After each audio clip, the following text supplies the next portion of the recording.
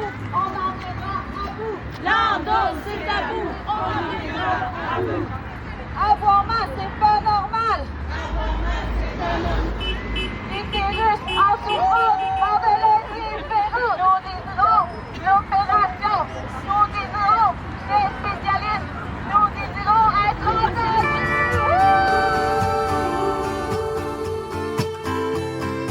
Une foule, des pancartes en l'air, des voix qui résonnent. Autour, des centaines de personnes avec la même colère, la même fatigue, mais aussi la même envie. Que ça change, et pour vrai. Salut, je m'appelle Lia Ferranti et je suis atteinte d'endométriose. Si je produis ce balado, c'est pour qu'on comprenne ce que ça veut dire de vivre avec cette maladie qui touche une femme sur 10. L'endométriose, ça s'infiltre dans toutes les sphères de nos vies et c'est pour ça qu'il faut en parler. Vous écoutez le 5e et dernier épisode du balado, 1 sur 10. Dans les 4 épisodes précédents, on a exploré ensemble la douleur, le diagnostic, la recherche et les soins. Mais aujourd'hui, on franchit une étape de plus, parce que l'endométriose, c'est pas seulement une question médicale, c'est une question de justice sociale, de droit et de politique.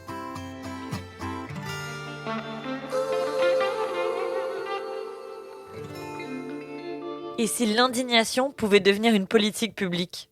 Dans cet épisode, on va parler des leviers collectifs pour faire avancer la cause de l'endométriose. On va regarder ce qui se fait ailleurs dans le monde, en Australie, en France, en Espagne, des pays qui ont mis en place des politiques concrètes pour mieux reconnaître la maladie et mieux accompagner les personnes atteintes. Et surtout, on va se demander comment s'en inspirer, notamment avec Catherine Fournier, mairesse de Longueuil. Comment passer de la colère à l'action ? Comment transformer des slogans criés dans la rue en décisions qui changent réellement la vie des patientes ? Mais avant de parler de politique, il faut comprendre d'où viennent ces mobilisations, ce qu'elles disent et comment elles sont perçues. La doctorante en anthropologie à l'Université de Toronto, Simone Lavoie-Racine, s'intéresse justement aux revendications des personnes atteintes d'endométriose et à la façon dont elles sont reçues par leurs proches, par le système de santé et par les gouvernements. Donc, il y a autant au niveau des cercles des proches, donc qu'est-ce qu'on aimerait que les gens sachent, les attitudes qu'on aimerait que les gens aient envers nous. Donc, par exemple, comprendre les limites qui viennent avec le fait de vivre avec l'endométriose. D'un autre côté, il y a aussi les revendications en lien avec le système de santé. Donc, quel genre de soins on souhaite avoir. Aussi, ça va être des soins parfois en dehors des systèmes de santé, mais c'est un peu plus difficile à trouver parce que notamment les coûts, puis bon, il n'y a pas de parcours, disons, tout tracé. Puis il y a aussi au niveau des gouvernements, donc on souhaite qu'il y ait une sensibilisation, parfois des plans de santé publique. Puis ça va être beaucoup les organismes comme plus formels, par exemple des organisations comme Endométriose Québec qui vont formuler des recommandations ou en tout cas des revendications de cet ordre-là. Ce que nous dit Simone, c'est que l'endométriose, ça touche pas seulement la personne qui est atteinte, ça touche aussi nos différents cercles sociaux, donc familiaux, amicaux et professionnels. Et à plus large échelle, elle touche bien sûr notre système de santé qui lui-même dépend des différents paliers de nos gouvernements, qui choisissent ou pas d'agir en fonction de leur agenda politique. Utérus en souffrance, par de l'indifférence. C'est bien ce que rappelaient les personnes présentes à l'Endomarche en mai dernier. L'endométriose n'est pas seulement une affaire individuelle, c'est un enjeu qui est collectif. On est là, c'est notre combat. Parmi les voix qu'on entend, il y a celle de la vice-présidente sortante du conseil d'administration d'Endométriose Québec, Marie-Pierre Saint-Louis. Elle espère changer les choses, et pour ça, il faudrait se battre sur plusieurs fronts selon elle.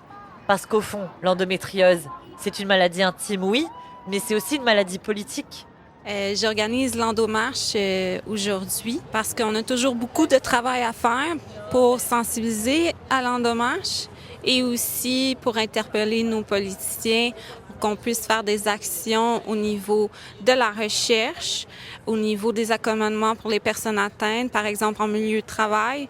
On a encore beaucoup de travail à faire, donc je crois que l'Endomarche est essentiel à nos démarches pour se faire entendre.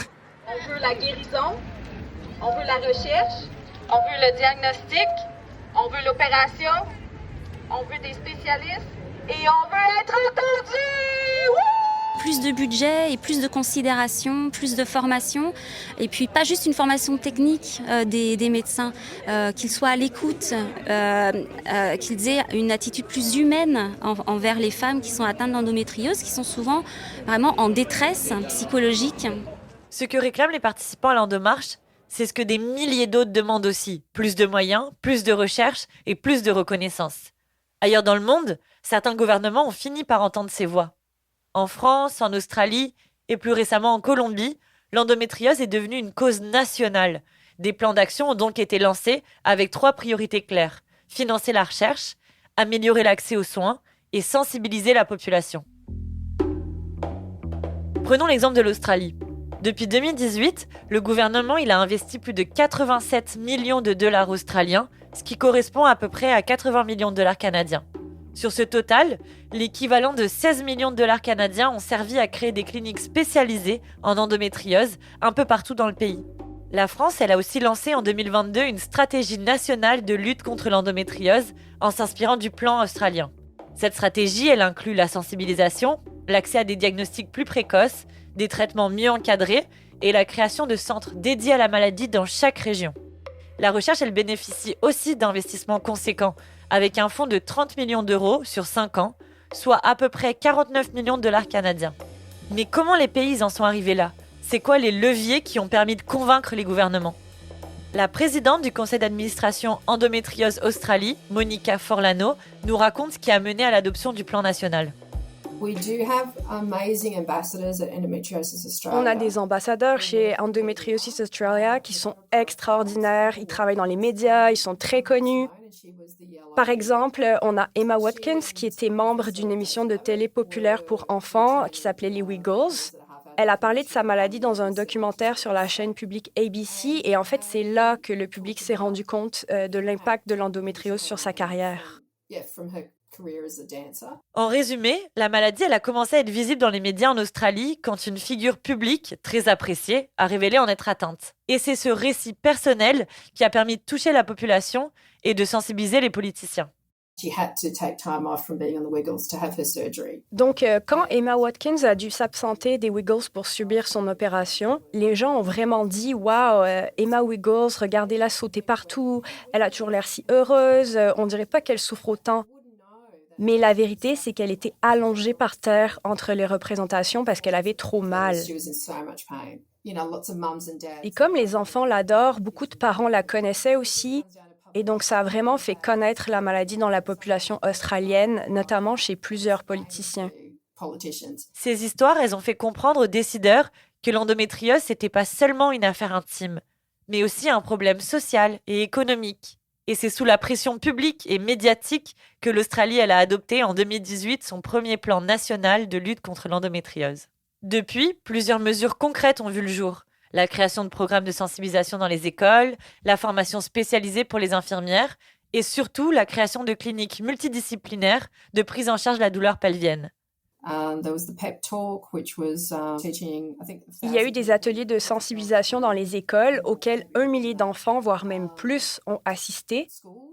Et pour les infirmières, il existe aussi un cours spécifique sur l'endométriose et les douleurs pelviennes. Il a été développé par l'Australian College of Nursing. Il y a aussi eu la mise en place de cliniques multidisciplinaires sur l'endométriose et les douleurs pelviennes. Pour le moment, c'est 22 cliniques qui ont reçu des fonds pour traiter l'endométriose et les douleurs pelviennes et 11 autres ont été annoncées. Ça nous amènera à 33 cliniques d'ici la fin de l'année. En plus de ça, plusieurs fonds de recherche ont reçu des dizaines de millions de dollars et ça a vraiment aidé à faire avancer la connaissance de la maladie.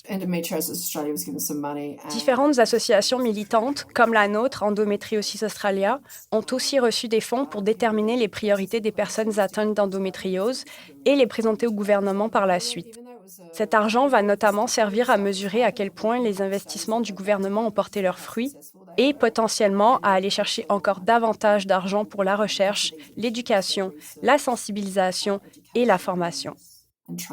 Il y a aussi plus de médicaments utilisés dans le traitement de l'endométriose qui sont remboursés par l'assurance maladie, tout comme les consultations chez les gynécologues spécialisés dans l'endométriose. Résultat, les traitements ils coûtent moins cher aux patientes et les rendez-vous avec des spécialistes ils sont désormais mieux pris en charge.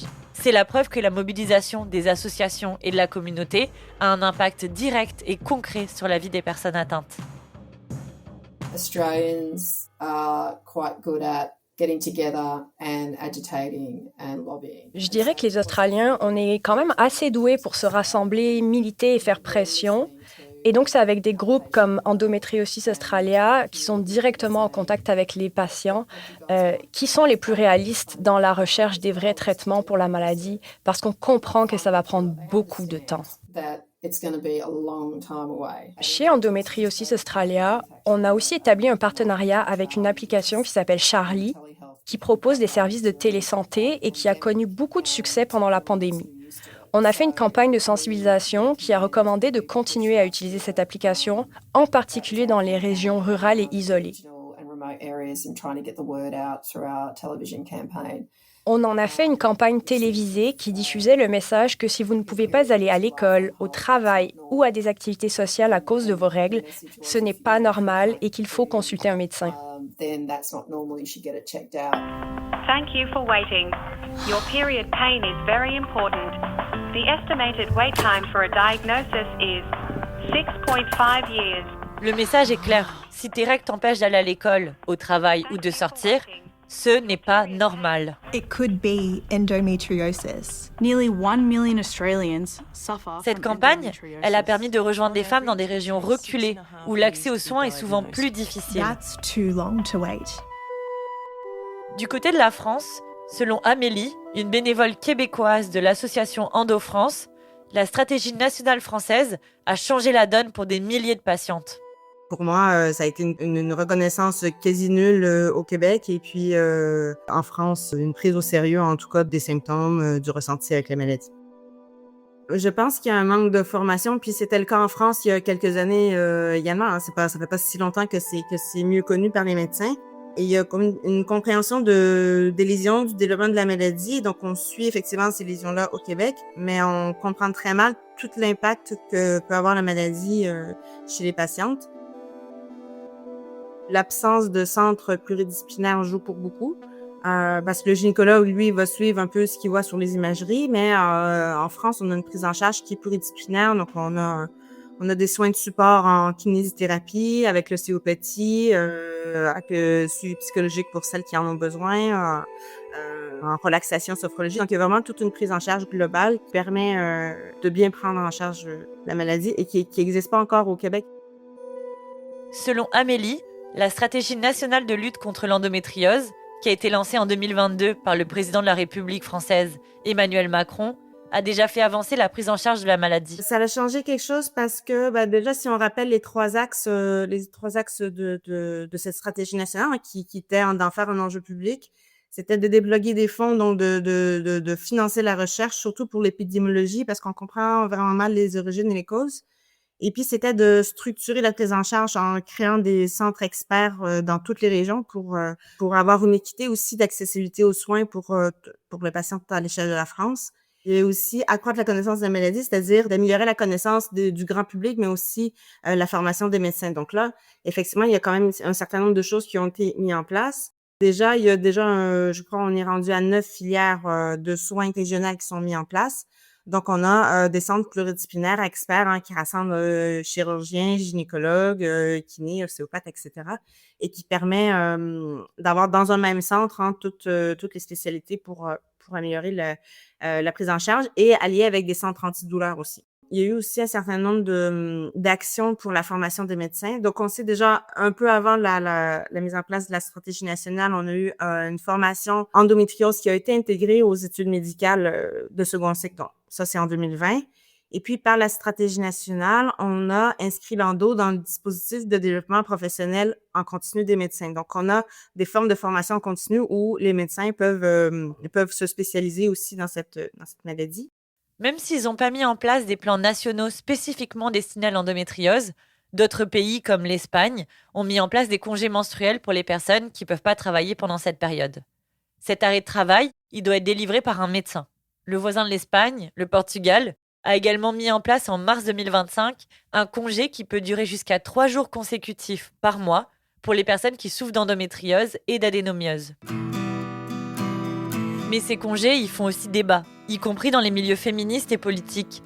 Certaines personnes, elles craignent qu'ils deviennent une source de discrimination à l'embauche, un peu comme ça a déjà été le cas avec le congé de maternité. En Espagne, un congé menstruel existe, mais il est très peu utilisé. Beaucoup de personnes n'osent pas le prendre par peur d'être mal vues ou discriminées au travail. Résultat, alors qu'environ 60 000 personnes souffriraient de menstruations incapacitantes, moins de 1500 arrêts ont été pris dans l'année qui a suivi l'adoption de la loi. Ces congés, ils ont le mérite d'exister, mais ils montrent aussi leurs limites. Ils permettent surtout aux femmes de souffrir à la maison plutôt qu'au travail, sans vraiment régler le problème de fond. Au Canada, un congé menstruel aurait peut-être pu voir le jour, parce que le 21 mars 2022, le député néo-démocrate Don Davis, avec 4 autres députés, a déposé une motion pour adopter un plan national de lutte contre l'endométriose.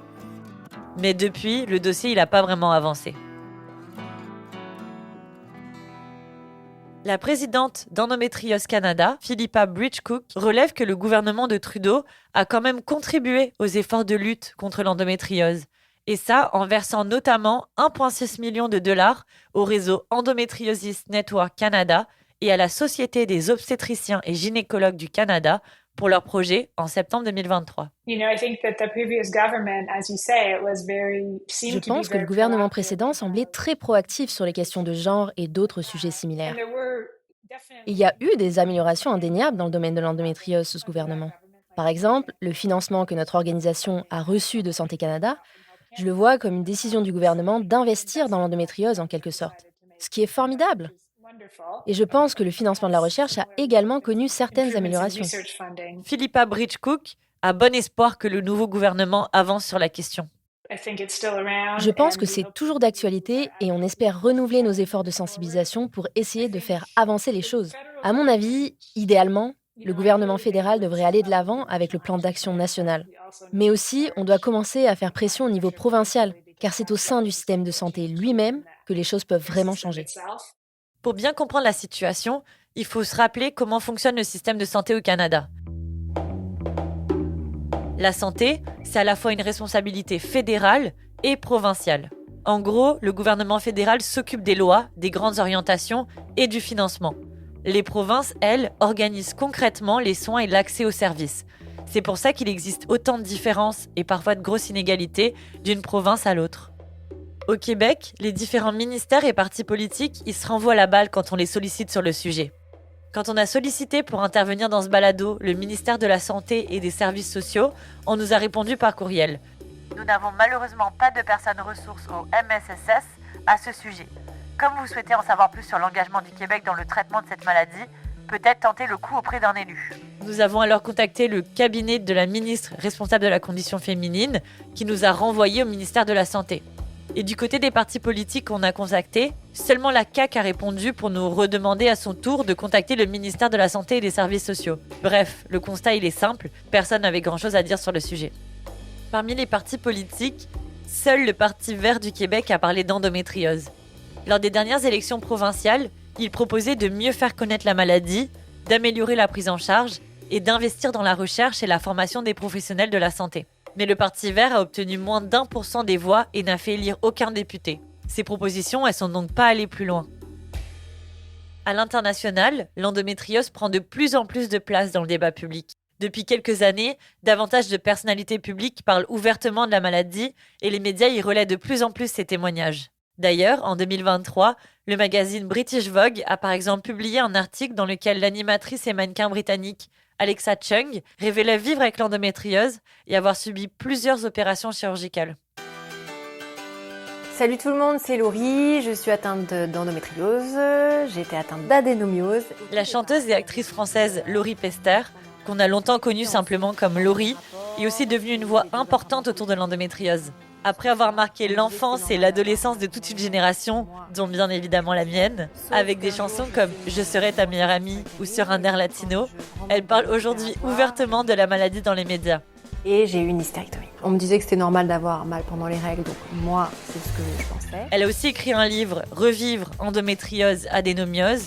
J'ai pris la décision la plus difficile de ma vie, dans laquelle elle raconte son parcours et le choix difficile qu'elle a fait, subir une hystérectomie. On voit aussi les conjoints et les conjointes prendre la parole publiquement. Par exemple, l'acteur Dylan Sprouse a distribué des rubans jaunes, qui est la couleur associée à la lutte contre l'endométriose, pendant le défilé Victoria's Secret Fashion Show de 2025. I brought this endometriosis awareness pin. You want one? Because Barbara just went through endosurgery. C'était un geste simple mais très parlant, parce que sa compagne, la mannequin Barbara Palvin, défilait ce jour-là peu de temps après une opération liée à son endométriose. Et ce genre de visibilité-là contribue aussi à changer le regard du public sur la maladie. So yeah, I'm hoping that if this is even a small measure of something we can do, then I hope it helps. En 2026, la sénatrice Danielle Henkel, qui est une entrepreneure et investisseuse québécoise, a porté un projet de loi sur la santé des femmes, visant à mieux reconnaître et structurer la prise en charge de maladies longtemps négligées, comme l'endométriose. Et c'est un texte qui marque un changement, celui de dire que ces enjeux, ils peuvent plus attendre. On a appris en 2025 que l'actrice Guylaine Tremblay était aussi atteinte d'endométriose quand elle en a parlé dans le balado Fruits menstrues de Radio-Canada Audio. Parfois, une seule voix suffit à faire bouger les lignes. Et c'est ce qui s'est passé en février 2025, quand la mairesse de Longueuil et ancienne députée provinciale, Catherine Fournier, a pris la parole publiquement pour sensibiliser à une autre maladie, le cancer du col de l'utérus. À travers le témoignage bouleversant de son amie et collègue Juliane Simon, alors en phase terminale, elle a fait campagne dans les médias pour sensibiliser au virus du papillome humain, le VPH, qui est responsable de la majorité des cancers du col de l'utérus. Grâce à son expérience politique et à sa notoriété, Catherine Fournier, elle a réussi à faire entendre sa voix, et ça jusqu'au cabinet du ministre de la Santé, ce qui a permis ensuite de mettre en place une campagne temporaire de vaccination gratuite. Ça part en fait de discussions que j'avais eues avec Juliane au premier chef lorsqu'elle a eu son diagnostic au début de l'année 2024. Elle souhaitait utiliser son histoire pour sensibiliser les gens, en particulier les femmes, mais aussi les hommes, parce que les VPH peuvent causer des cancers autant chez les hommes que chez les femmes, bien qu'ils soient responsables de 99,9% des cancers du col de l'utérus. Donc, on avait convenu de faire des démarches ensemble puis de mettre la lumière sur son histoire lorsqu'elle serait en rémission. Malheureusement, les choses ne se sont pas déroulées de cette façon-là. Juliane est effectivement décédée le 1er février 2025 des suites de son cancer. Mais quelques jours avant, parce que je tenais qu'elle puisse le voir de son vivant, j'ai choisi de déjà porter la parole de Juliane et qu'elle puisse voir la différence qu'elle aura pu faire. Elle a pu visionner des entrevues, elle a pu être consciente d'une augmentation dans la prise de rendez-vous pour la vaccination. Puis aussi tout un travail en fait dans l'ombre qui s'était fait l'année précédente, c'est-à-dire que Juliane et moi, on avait questionné beaucoup les oncologues qui travaillaient avec elle.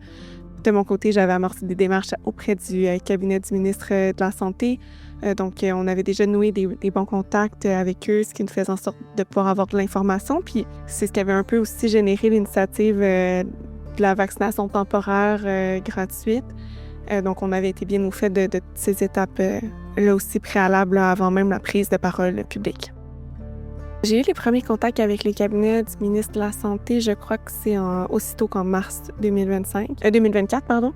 Et par la suite, c'est en septembre ou octobre de la même année, donc 2024, où il y a eu cette initiative pour la vaccination là, qui a été publicisée. En fait, c'était surtout fait dans une optique de ne pas perdre non plus de doses de vaccins qui étaient en possession du gouvernement. Quand on parle de visibilité, il faut quand même distinguer les choses. Témoigner, raconter son histoire, c'est essentiel, mais c'est pas toujours suffisant pour que ça change sur le terrain.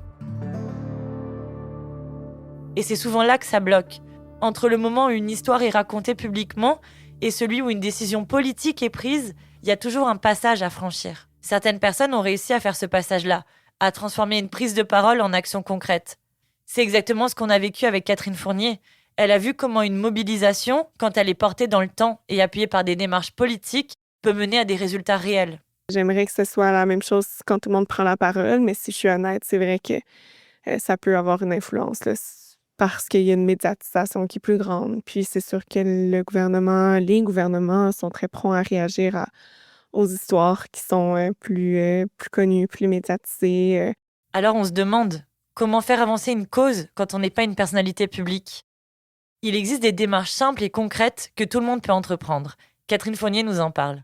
Autrement, c'est certain que c'est toujours une bonne idée de solliciter ces députés, hein. Vous savez, chaque personne a un député qui la représente et donc peut demander un rendez-vous à son bureau, donc rencontrer des membres de son équipe ou le député ou la députée elle-même.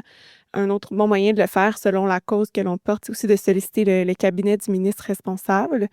Je sais que parfois on peut être tenté d'aller vers les partis d'opposition pour faire valoir ses points, puis c'est aussi une façon de le faire, là. On peut, les partis d'opposition ont des tribunes à l'Assemblée nationale et tout.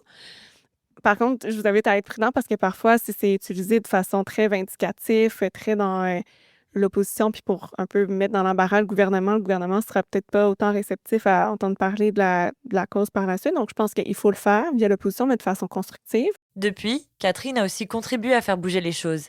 Elle a notamment rencontré le ministère de la Santé pour faire en sorte que la vaccination contre le VPH elle soit offerte à toutes les personnes de 21 à 45 ans et que le dépistage du virus y soit déployé dans toutes les régions du Québec. La santé, il y a beaucoup d'enjeux, évidemment, budgétaires à l'heure actuelle au gouvernement. Donc, parfois, c'est de faire des choix qui sont pas évidents. Tu sais, pourquoi le gouvernement rembourse un médicament et pas un autre? Aussi, c'est sûr que le gouvernement, étant donné les enjeux financiers, si on est capable de démontrer qu'on peut faire des gains sur le plan financier, bien, clairement qu'il y aura davantage aussi d'ouverture là, dans un contexte particulier comme celui-ci. Pour François Castonguay, mieux prendre en charge l'endométriose, c'est pas seulement une question économique.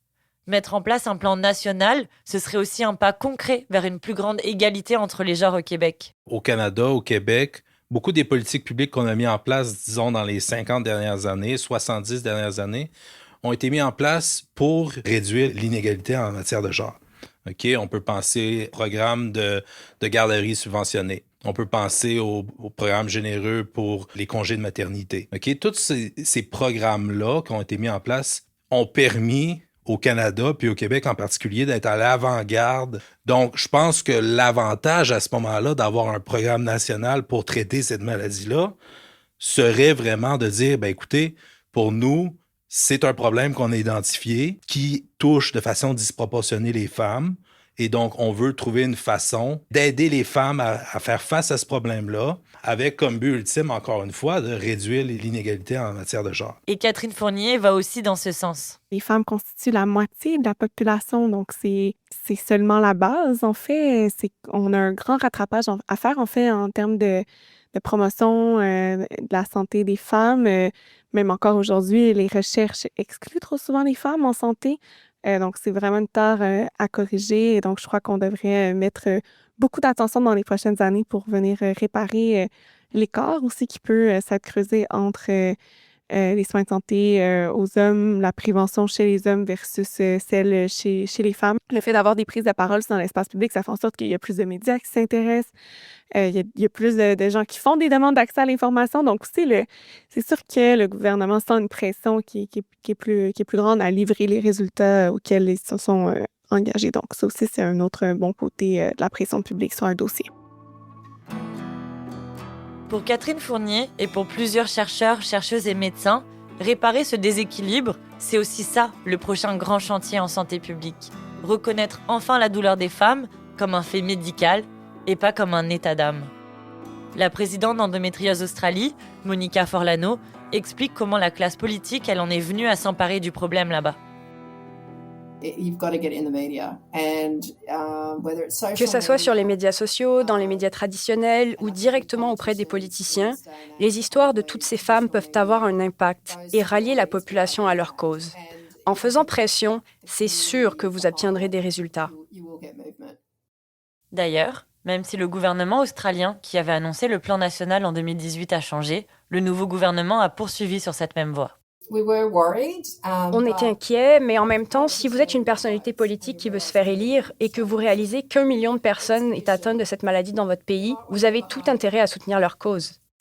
Le gouvernement qui vient d'être élu a d'ailleurs pris des mesures que nous n'avions même pas encore demandées, comme la gratuité des échographies. Et c'est notamment parce que les membres du gouvernement y connaissaient déjà la maladie que l'endométriose allait rester une de leurs préoccupations. Heureusement pour nous, le gouvernement qui avait fait tout ça est resté en place et on a même eu la chance que ça soit une ancienne infirmière, aussi dirigeante syndicale, Jeet Kearney, qui soit une des sous-ministres de la Santé. On l'a surnommée la ministre de l'endométriose parce qu'elle nous a beaucoup soutenus. Pour Marie-Josée Thibert, d'Endométriose Québec, Ce qui s'est passé en Australie, ça peut servir de modèle pour la lutte contre l'endométriose à l'échelle canadienne et québécoise. Quand on voit des associations de patientes se réunir et parler de leur expérience de vie, quand on voit un ministre de la Santé australien qui est ému et qui est dépassé de ce qu'il entend, bien, on comprend qu'il faut avoir des organismes comme Endométriose Québec, comme des mouvements, parce qu'au bout de la ligne, c'est l'ensemble de ces actions-là qui vont changer les choses. En Australie, les avancées, elles sont pas venues seulement de l'État. Il y a eu d'autres acteurs qui se sont mobilisés, comme par exemple une fondation familiale qui a versé des fonds importants dans la recherche sur l'endométriose. C'est la famille Ainsworth, une famille très aisée, qui a fait le don le plus important en faveur de la lutte contre l'endométriose en Australie. Ils donnaient déjà à Endometriosis Australia pour soutenir nos recherches et nos bourses de recherche, et ça nous a permis de les bonifier. Avant, on donnait 20 000 $ maximum par projet. Et là, on a réussi à donner 75 000 $ à un doctorant qui voulait travailler sur l'endométriose. Mais la famille Ainsworth voulait faire encore plus. Pour ça, elle s'est associée avec l'Université de Nouvelle-Galles du Sud pour créer un institut de recherche sur l'endométriose et ils vont le financer à la hauteur de 50 millions de dollars pendant 10 ans. Ça veut dire que les chercheurs qui veulent travailler sur l'endométriose ont de vraies perspectives professionnelles parce qu'on a l'argent pour financer leurs travaux. Matthew Leonardi, chirurgien gynécologue et échographe au Centre de sciences Hamilton et professeur assistant à l'Université McMaster, constate que le Canada est aussi en bonne voie pour financer davantage de recherche en endométriose. I'm very optimistic that we are in a time where people outside of gynecologists are starting to think about endometriosis. More funding is going to endometriosis research. Matthew Leonardi est optimiste de voir que ce sont plus seulement les gynécologues qui s'intéressent à l'endométriose et qu'il y a plus de fonds alloués à la recherche et plus de soutien apporté par les fondations hospitalières et les organisations gouvernementales. Which means that maybe within years we're going to see some new options for people to help with the suffering. Le docteur Leonardi a espoir que d'ici quelques années, les ressources investies portent leurs fruits et qu'on verra apparaître de nouvelles options pour aider les personnes qui en souffrent. Catherine Fournier, avec sa casquette de citoyenne, de personnalité publique et de femme politique, elle a aussi bon espoir qu'un jour le Québec se dote d'un plan national de lutte contre l'endométriose. Je pense que le Québec étant une société assez féministe, rien de parfait, mais on est quand même beaucoup plus avancé qu'ailleurs.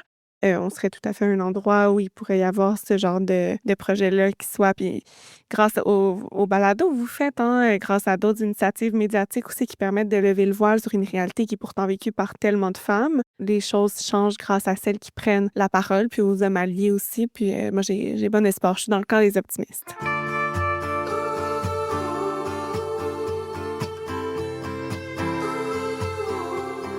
Quand j'ai commencé à réfléchir à ce balado, je me sentais surtout impuissante. J'avais l'impression d'être face à quelque chose de trop grand, avec énormément de questions et très peu de réponses claires.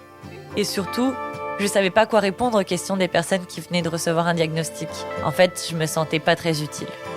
Aujourd'hui, après ces 5 épisodes, j'ai toujours pas toutes les réponses, mais je me sens moins démunie. J'ai compris que l'endométriose, c'est pas une réalité figée et que la situation, elle peut évoluer. C'est pas simple, c'est pas rapide, c'est pas uniforme, mais il y a des avancées. Et on le voit avec les plans nationaux qui sont mis en place dans certains pays, avec la recherche qui progresse et avec des nouveaux outils de dépistage qui commencent à apparaître. Et ce que j'ai surtout compris, c'est que ces changements, ils reposent pas sur une solution miracle. Ils avancent parce que des chercheurs poussent leurs travaux, parce que des patientes prennent la parole, parce que des associations interpellent les décideurs et que des médecins choisissent de se former davantage. Et c'est l'accumulation de ces actions concrètes qui finit par faire bouger les choses. Évidemment, on peut agir à notre échelle. Ça peut être une entreprise qui instaure des congés menstruels, ça peut être quelqu'un qui s'implique dans une association, ça peut être simplement le fait d'écouter une amie pendant une crise, sans minimiser ce qu'elle vit. L'empathie, c'est souvent le premier pas. Et c'est accepter de se mettre à la place de l'autre et de reconnaître que sa douleur, elle est réelle, même si on la comprend pas toujours. On a tous une voix. On peut tous sensibiliser notre entourage, peu importe notre rôle ou notre position. Partager ce balado, c'est déjà un geste. Écrire à ses députés provinciaux ou fédéraux pour demander des actions concrètes, c'en est un autre. D'ailleurs, l'association EndoAct Canada propose une trousse d'outils pour faciliter ces démarches, avec des modèles de courrier et des ressources pour interpeller les élus. On a parlé de science, de diagnostic, de soins, de politique publique, mais au fond, rien bougera sans mobilisation. Il faut continuer à écouter la douleur plutôt que la banaliser, continuer à poser des questions, continuer à s'entraider et à en parler autour de nous. Et c'est comme ça qu'on obtiendra des changements.